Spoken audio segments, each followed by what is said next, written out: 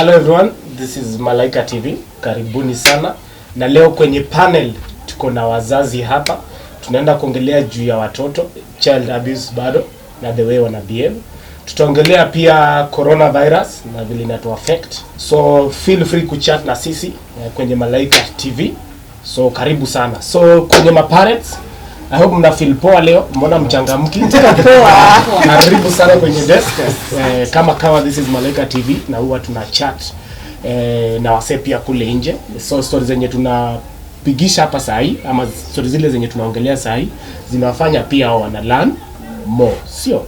So kama leo story ya leo tunaweza anza na coronavirus. So tunaweza anza na Elias atuambie venye yeye ana feel au una feel aje na hii corona. Okay, asanteni sana Malaika TV.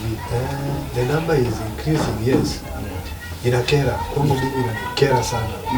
Kwa sababu ni jukumu letu jinsi tunaambiwa na rais. Yes. Inafaa tujikinge. Na inaanza na wewe ndio iende kwa nyumba utoke nayo nje. Yes. But since unaona the number is now increasing, Yes. watu wamechukua as normal life. Yeah. Do you wanasema before we start something inafaa tuna sanitize kidogo. Yeah? Yeah. Tuna sanitize. So inafaa tujichunge. Yeah, tujichunge. Yani be your brother's keepers, yes. Your brother and sisters keepers, Yes. So hii number vile inazidi, una feel aje? Mimi kama mzazi, nikianza mimi ni mzazi. Mzazi wa watoto watano. Yeah. So mimi na feel kama mzazi, Yeah. hii namba vile inazidi, Yeah. kwa upande yangu sio mzuri sana, sababu the more ina increase, the more tunaona sasa rais wetu mali yako hatujui nafikiria nini. Maana alituambia akifungua tarehe 6 alituambia 21 days. Yes. Na akatuambia amefungua sababu ya sisi watu wazima na watu wasipate maagizo kutoka kwa Ministry of Health. Na akatuambia ikizidi within 21 days anafunga tena. Anaweza funga tena. Na kulingana mimi naona hii namba ina increase. Yes. Ambapo pande yangu kama mzazi sio mzuri pande yangu. Okay. Sababu ikiendelea hivi, yes, kila kitu kitakuja kusimama. Kila kitu huenda tukaenda lockdown. Sio total lockdown. Yes, tukirudi kwa wanadada hapa, tuambie Sarah venye una feel about hii maneno na corona inakukera kivipi? Okay, kwangu mimi inanikera sana. Yes. Kwa sababu vitu mingi zimefungwa, vitu kama hoteli, mtu kama mimi nimefanya hoteli management, siwezi enda job, sababu kuna shifts labda unaenda mchana ama usiku. Sasa kama sasa kuna curfew from asubuhi mpaka 9, huwezi enda night shift, unashinda mika kwa nyumba na mtoi wa kusomesha. Nilikuwa nipeleke mtoi shule aanze kama hii second term mtu yangu aanze shule. Nina mtoi mmoja na like 4 years size anza shule mpaka labda nimpeleke next year. Kwa sababu ya hii story labda venye prezo anaweza fika mahali sababu story imekuwa noma, inaweza fika mahali tupigwe lockdown na sasa hatuwezi enda shule, hatuwezi access kitu yoyote, tutakuwa tuko tu kwa nyumba kama kitu tunaweza do. Okay. Wacha tuende kwa Edina. Una feel aje na hii corona pandemic? Hii pandemic inatukera sana. Sisi kama wazazi unapata tukiangalia wanafunzi tulikuwa tunafikiria maybe inaweza kuwa mzuri, namba inaweza pungua, angalau watoto hata waende shule hiyo mwezi tulikuwa aidiwa na rais wetu. Lakini sasa hivi tunaona vile inazidi, inakuwa ngumu, watoto wetu wanaenda kurudi nyuma. Unapata hiyo tena ni mzigo mwingine. Kuna wale wazazi wenye walikuwa wameshalipia watoto wao kwenda hata kidato cha 4, inabidi warudi nyuma. Warudi walipie tena. Uchumi pia ndio hii imezorota. Kila mahali huku na huku ni watu kulia tu. Sasa tungeomba tu rais wetu yeye mwenyewe tu ndo anajua Kenya atafanya, manake sisi hatuna hiyo uwezo. I guess rais anafaa fungue, inafaa aongee. Inafaa aongee tarehe 27. Ama tarehe 6. Generally inafaa lockdown irudi. According to me, I think it should be. Because of the numbers. Tunaweza cases at least zinaweza decrease. Okay. So story nyingine hapa inanikera sana. Since pandemic ikuje, imekera kila mtu ndio. Na watoto pia wamerudi ndani ya nyumba tumekaa nao, sio? Wote behavior zao ni tofauti. Yeah? kusema kweli mnaongea na watoto wenyu? Na kama unaongea na mtoto, unaongea naye about nini? Tuanze na Saraba. Okay. Kama mimi na mtu dem, mimi muongelesha about mambo na sex hapa nje, venye inaweza kujiprevent. Yes.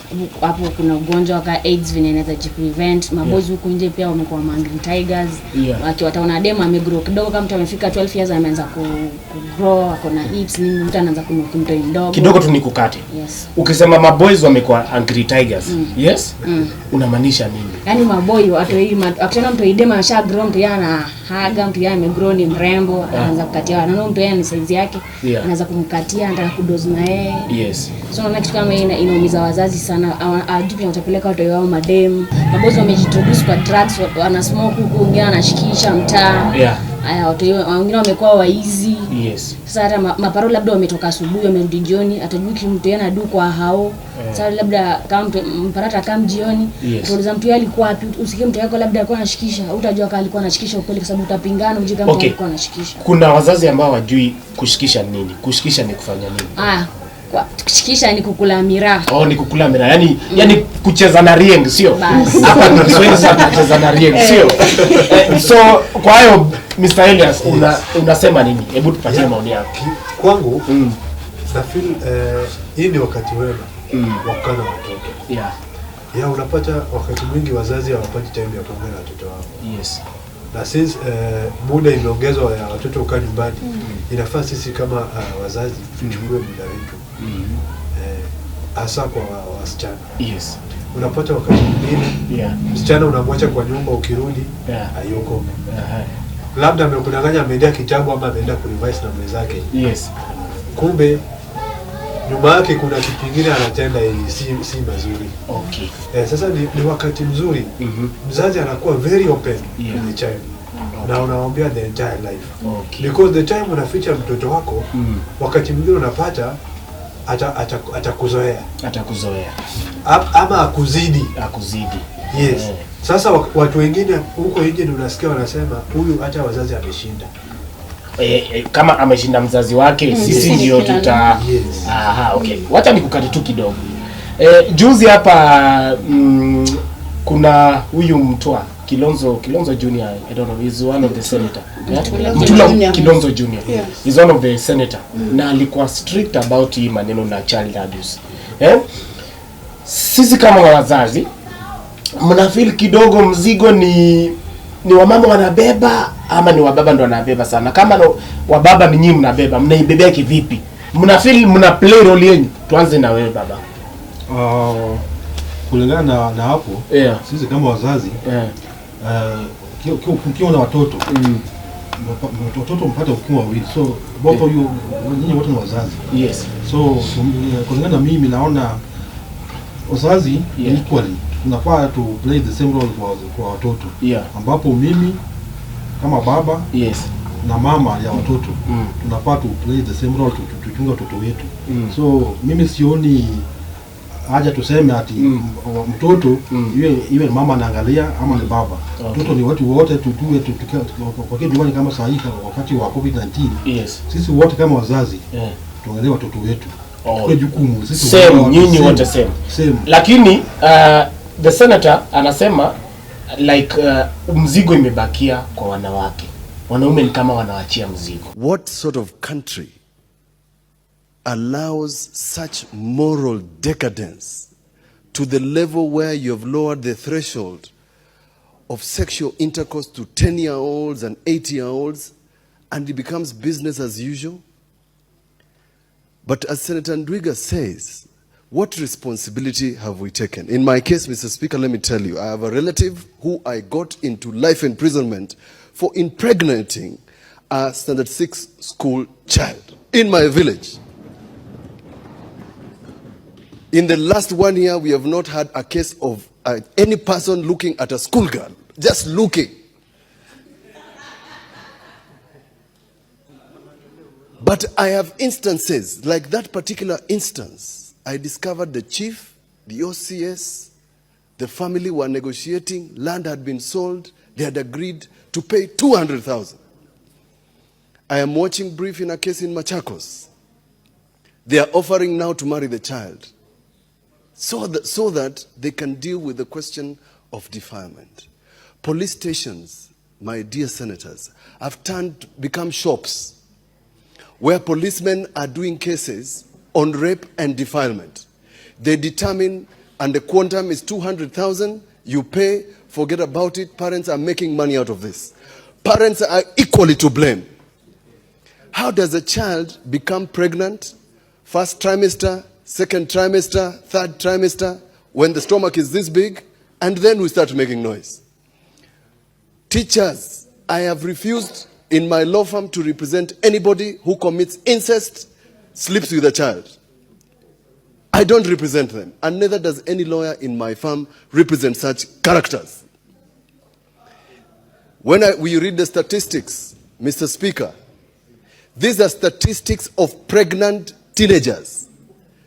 Just statistics. If Narok you have 40%, those are statistics of pregnant teenagers, not the ones who are having sex. It means there are more. It's not a laughing matter. It's a serious issue.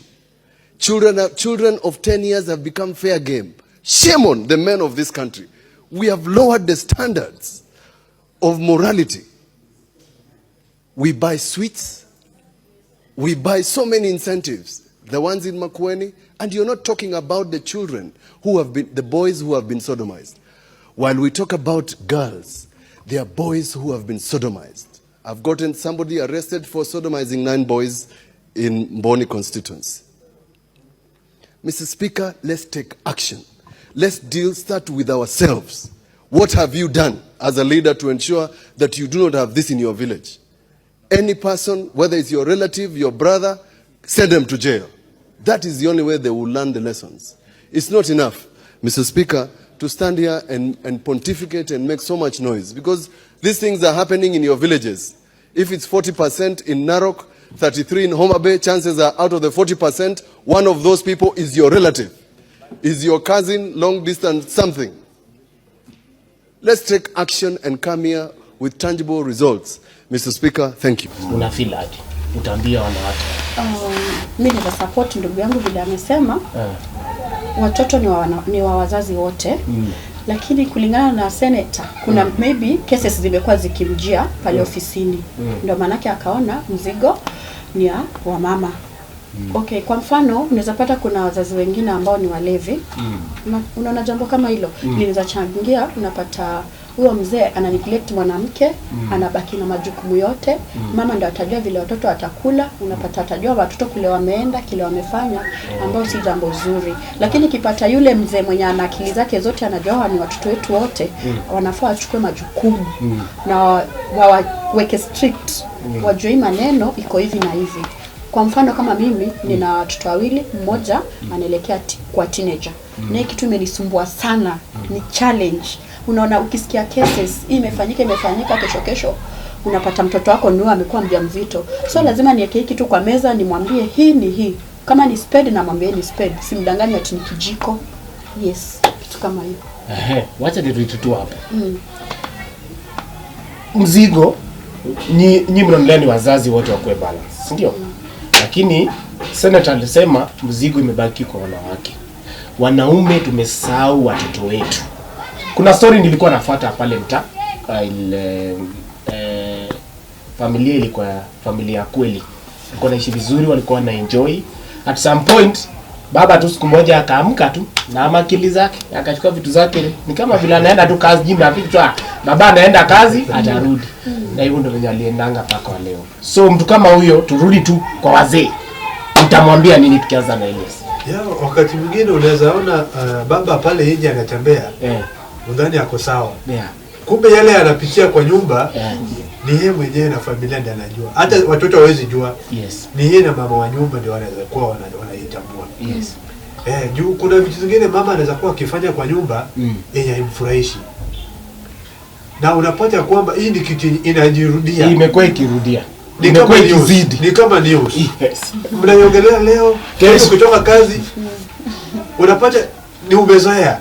Sasa unapata wakati mwingine kukuwa na nyumba mzuri, baba anaamua anajitolea, anahepa kando. Anaenda. Na sasa hiyo ndio suluhu, lakini kuhepa si ati watu wameseparate. Kuhepa ni ishara kuwa unawapea muda uone kama change itakuwa. Kuhepa haiambiani ati watu wameachana, mwingine akuja take over. Hapana. Ni kujipea muda, kujipatia muda. Ni mnasemaje? Kumkosoa tu ndugu yangu. Hii muda yenye unahepa. Hata kama ni wiki moja ama mwezi moja, una expect huyu mzazi, mama afanye aje? Alikuwa tegemeo kila kitu. Unajua utampatia mawazo mengi kwenye akili. Kama ile kisa tulisikia kule, sijui ni kaunti gani, mwanamke tu aliamua akawekea watoto wake sumu, akanyonga watoto wake 4 wote wakafa. Unajua ni kwa nini? Kwa nini alifanya jambo kama hilo? Labda baba ndio alichangia. Unaona? So ukituambia tunaepa, ndio maana unapata wakati vitu kama hizi zikiingia kwa nyumba, tunakuwa advice tuende kwa counselors. Yes. Juu wakati mwingine unaweza pata mama ndiye akona shida na hata kubali yeye ndio shida. Baba anaweza kuwa shida na hata kubali yeye ndio shida. Sasa kila mtu anataka ajitetee. Na wakati mnajitetea, shida inazidi kujiongeza kwa nyumba. Nitaangalia kidogo hapo. Kwa nyumba kuna mambo mengi. So tuseme upande ya baba ama upande ya mama. Kwa hiyo kesi sasa tunasema hiyo ya mwenye mama aliua watoto wake. Mimi naona it is good to share ideas. Mimi nikiwa na shida, mimi kama mwanaume kwa nyumba. Na kuna mama kwa nyumba. Kama kuna kitu inanikera kwa nyumba, ndani ya roho yangu, inafaa niongee. Sababu unajua kuongea ni mzuri, unapata usaidizi kutoka kwa watu wengine. Nikiwa na shida nikuja kwa rafiki yangu, maana yake najua kila mtu ana rafiki yake. Mwenye unaamini kabisa. Naweza kuja kwako. Hata kama wewe sio wa familia yangu ya karibu. Sasa tuache leo niko na shida fulani inasumbua kwa roho. Wacha niende kwa rafiki yangu nimuelezee. Hapo nikimuelezea atanipatia mawaidha. Ya kukusaidia. Kuliko kuweka kitu kwa roho na mwishowe inakuumiza, unaanza kufanya kitu kingine ungefanya. Na sasa tukirudi kwa Sara, wewe una support hii emotion aje? Unaonelea ni wababa ni kidogo wana kutoka ama ni wanawake ndio play role yao kama mwanamke? Kwa hii nini support msee yote, watu ni wabaya. Ni wase mapero wote wakae chini. Mtu kama amekasirika, ni mwanaume akona maneno kwa roho, akaike tu chini, akae na mke wake, amuelezee kenye inamsumbua kwa roho, ama mwanamke ambie mume wake kenye inamsumbua kwa roho, and then they solve history. Waeke maneno kwa wazi, and then from there wakae na wasikizane. Na sasa wakilemewa kusolve, wakilemewa kusikizana, waite msee. Labda kuna mtu wa council. Kama kuna mzee kwa plot yao, ni mzee mkubwa, anaweza muita wakae chini na wasolve history, na history ishi hapo. Na mna feel kweli imta yetu wa Kibra, mna feel kuna mtu wa kucancel watu? Mnaonelea kuna mtu mwenye tu pahali yako kazi yake ni kucancel watu? Wapo. Wako wengi. Hata ukienda Equity. Wako, lakini mali pa kupatikana ndio hajui. Mimi sijui. Mtu kama mimi sijajua kama kuna cancel. Ni kujitolea. Wewe kujitolea kwenda huko ndio unakuwa kuna ugumu wa kujitolea wewe mwenyewe. Lakini hawa watu wako. Tukikosa kama for example huyo counselor. Si watu wengi wanajua yuko ndani. Si ndio? Kama tunaweza kosa huyo, what are other option, Sara? What are other option? The other option is tunaweza kimbilia kwa church, tuende kwa my leaders wa church, and then pia kuna pastors wanaweza katu encourage venye tutafanya, watu guide, and then from there tutajua venye tutafanya from there. Pastors wakishaingililia, I think tuko on the safe side.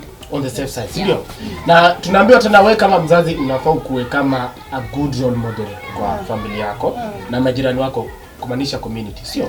Ukishaanza na kwa nyumba, kumaanisha pia pale nje utachukuliwa kama mtu wa maana, si ndio? Ni mnadhani wazazi nafaa waache behave aje ndio at least hata watoto waonenye niko na dadi, sio? So tuanze na baba.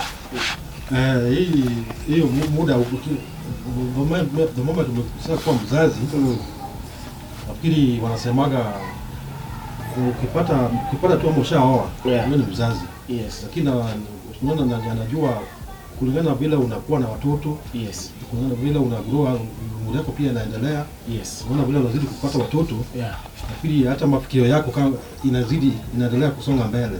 Yaani vile ulikuwa unafikia kitambo, Yes. sio vile utakuwa unafikia saa hizi. Yeah. So unapata unaweza kufikia mambo mengine mingi. So kulingana na swali umeuliza, mimi nafikiri out 35 hapa tunaelekea 40. Na mtu anafaa change Nini yake. Yeah. Sababu wako wanaelekea sasa anakuwa mzee grown up kabisa. Anaacha So, mambo ya teenage. kwa hivyo unasema Yeah. wazazi wa siku hizi ni wadogo. Yeah. Ni 20 something Yeah, yes. kurudi Yes. chini, 16, 17, right? Yeah. Elias, kukuwa a good role model, wewe kama baba, ni kukuwa kivipi? Yeah, kukua good role model jinsi umesema, hata hapa kwa ploti venye tunaishi, upate mtoto wa mwenzako anachezea maji ya taka, ni kumtoa kumweka hapo kando, unamadvise. Upate mtoto anafanya tabia mbaya, tabia mbaya ni kusmoke. Ukupate mtoto amechukua chupa ya pombe, yeye pia anajaribu kuassume anakunywa, ni kuchukua kiboko kumchapa. Yes. Na mnafikiri, wacha tu nikukate kidogo. Hii kuchapwa ilitolewa kwa hii country, right? Mnakumbuka enzi zingine wazazi walikuwa na dhulumu sana watoto kwa kuchapa, kuchoma, kukatakata, nini, kuwekea sijui plastic ya moto. Ndio kwa maana wakatoa. Serikali iliona ikatoa hiyo nini, ilikuwa kama sasa kudhulumu watoto. Nyinyi mnafikiria kiboko irudishwe ama tuendelee tu kukaa hivi hivi? Kuna aina ya kiboko Yes. haifai Yes. mzazi achape mtoto. Yes. Na kuna ile kiboko na chapa kurekebisha. Nataka uangalie hiyo kamera uambie kuchapa inamaanisha nini? Yes, kuchapa unaweza pata mtoto akifanya kitendo kingine yenye sio la maana. Yeah. Hata kwa wenzake na kwa wazazi. Sasa kitu unafanya mzuri ni kuchukua huo mtoto na kumrekebisha. Umchapi unamrekebisha.